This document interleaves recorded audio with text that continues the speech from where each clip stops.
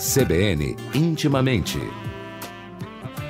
CBN Intimamente de hoje com a psicóloga e sexóloga Elisângela Pereira. Bom dia, Elis, tudo bem? Muito bom dia, Cris, tudo bem? Internautas, beijocas. Estamos bem. Bom, a gente vai continuar o bate-papo de 2 semanas atrás, que a gente começou um assunto muito interessante aqui, que inclusive muitos ouvintes enviaram perguntas, todo mundo participou pela internet. E hoje... Bem legal aquele, né? Muito. Acho que muita gente se identificou. Hoje a gente vai falar sobre os rótulos, né? Tem muita gente que tem dificuldade de dizer exatamente que tipo de relação, qual o momento que o casal está passando. A gente está namorando? Por que é dificuldade de dar nome aos bois, Elisângela? Pois é, na realidade é uma continuação daquele tema. Não é que na última semana nós falamos, né, o que está por trás, né, não é com você, é comigo. Isso.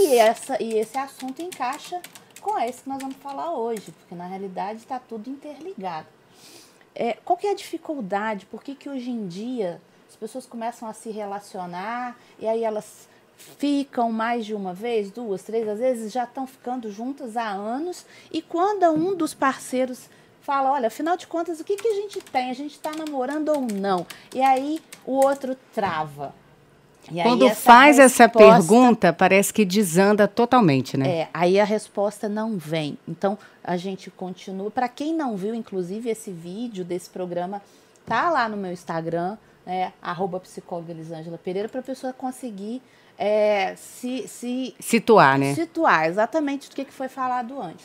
Por trás disso, a gente tem medo de conflito. Foi o que a gente conversou naquele programa, né? Porque quando eu falo para você, Cris, vamos dar nome a isso que a gente tem, você entende que a gente está implicando em regra? E nem todo mundo consegue se adaptar a essa regra ou cabe nessa regra. Ou, na realidade, tá preparado mesmo, porque lembra que a gente conversou sobre a questão da evitação, né, dos conflitos? Sim. Que as pessoas hoje em dia elas evitam muito conflito, e a evitação de conflito é a fonte maior de ansiedade e de depressão, porque ao invés da pessoa ir para o problema, né, resolver, encarar, hoje em dia as pessoas são muito evitativas, elas têm medo de tudo. Uma das frases que eu mais ouço é assim, eu não dou conta, eu não vou dar conta. Então quando eu falo eu não vou dar conta, eu vou fugir.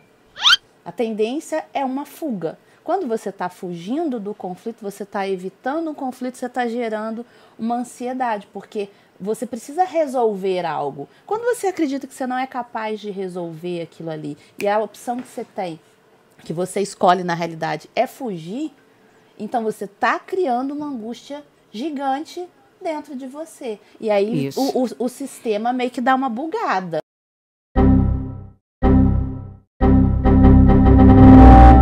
E aí é onde essa energia toda tem que sair por algum lugar. Quando eu falo, se não sai pela fala, se não sai pela conversa, vai sair no corpo. E aí, às vezes, eu acho que a pessoa não quer magoar aquele outro, né, companheiro ou companheira que está com ela, ela toma para si, né? Não, o problema não é com você, é comigo, que é o que a gente estava falando outra vez. Às vezes pode até ser isso, mas muitas vezes não é. Muitas vezes é um engano que a pessoa cria para ela mesma, né? Ao invés dela chegar e falar assim, olha só, desde a última vez que a gente ficou, não foi muito bacana, não estava muito satisfeita e tal.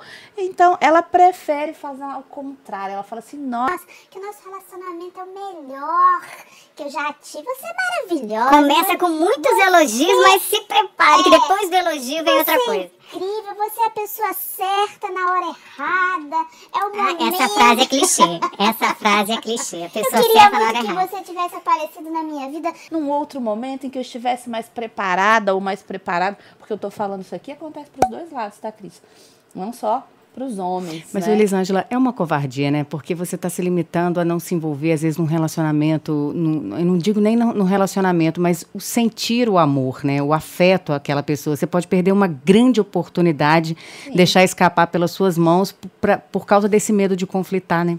Mas você lembra que eu falei isso no último programa também? Que amar é um ato de coragem? Sim. Então, na realidade, é uma fuga, né? Por medo desse confronto. Então, o não assumir o que a gente tem significa eu não quero que você resolva, eu quero resolver sozinho. Porque, na realidade, as pessoas, às vezes, têm uma visão equivocada dos relacionamentos, vamos dizer assim, mais compromissado, quando existe um compromisso. Escuto isso muito no consultório. Ah, não, porque aí, dia de domingo, eu vou ter que ir na casa da sogra.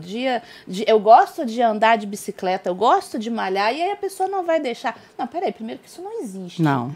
Um relacionamento saudável é aquele relacionamento Exatamente. onde o tempo todo a gente cria regras, mas não regras no sentido pejorativo. Na realidade, são negociações. Então, quando isso existe dentro de um relacionamento, é porque, na realidade, aquele casal não sabe negociar. Olha só, então tá bom, então você vai andar de bicicleta, eu vou encontrar com os meus amigos, ou eu vou ficar aqui em casa estudando, lendo, eu vou dormir, eu vou fazer respeitar o qualquer tempo coisa. e o espaço do outro, né, Elisângela? Respeitar o tempo, respeitar o espaço, os gostos. Eu não sou obrigada a gostar de futebol, não é? Então, assim, não, você é minha namorada, você tem que assistir futebol comigo. Não, eu não tenho.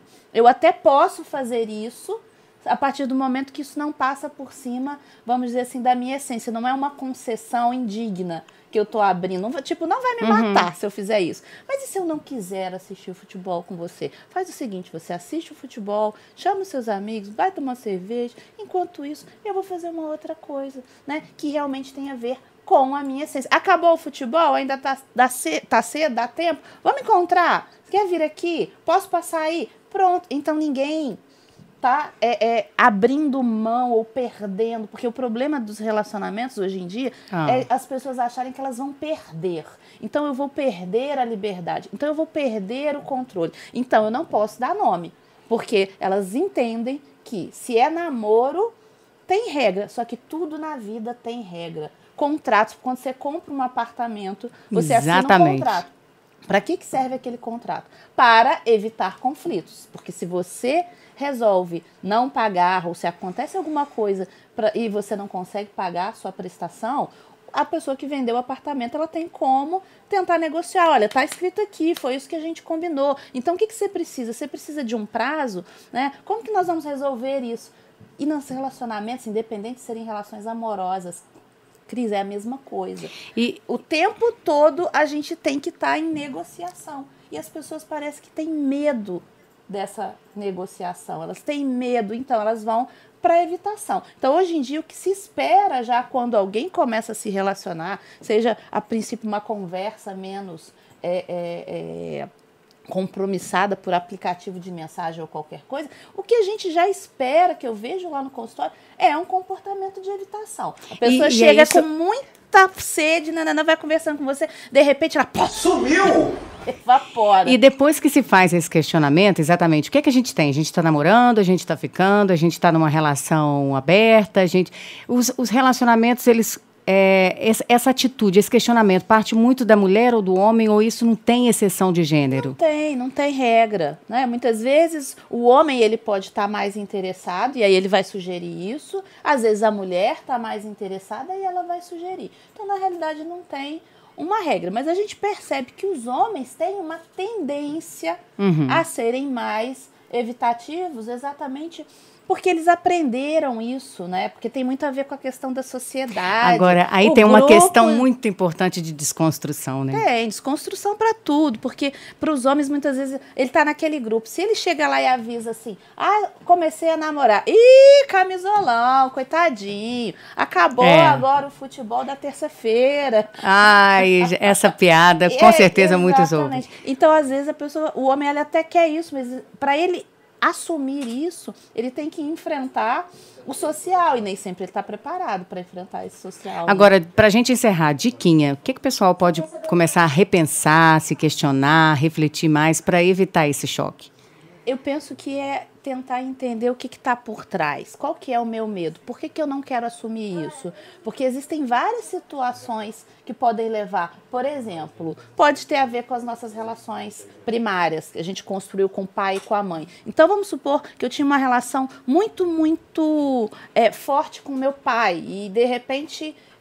na infância mesmo, esse pai saiu de casa, ele me abandonou. Então, a minha mente já cria uma situação assim, não devo me ligar às pessoas, porque elas vão embora.